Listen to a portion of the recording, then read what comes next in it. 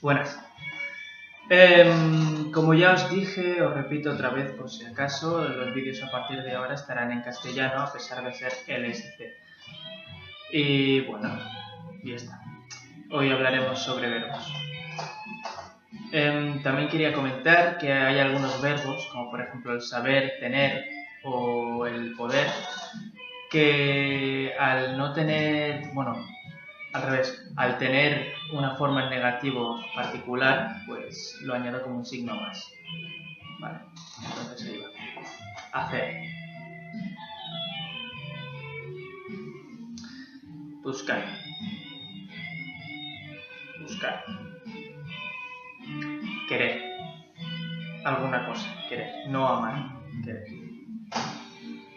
Descansar. Descansar. Vivir. Vivir. Aprender. Aprender. Saber. Saber. No saber. Saber. No saber. Tener. No tener. Poder. No poder. Poder. No poder. Recordar.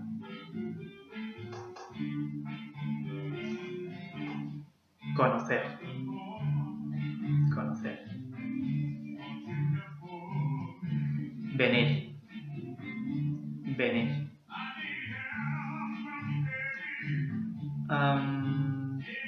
Ver. Ver. Ganar.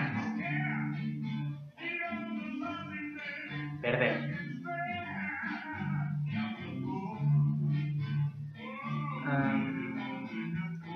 Olvidar.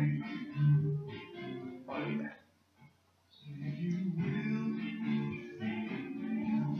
Marcharse. Ir. Irse. Ir. Ir. Marcharse. Ir. Nacer. Nacer. Nacer. Pasar. Pasar. Amar. Querer. Amar. Pensar.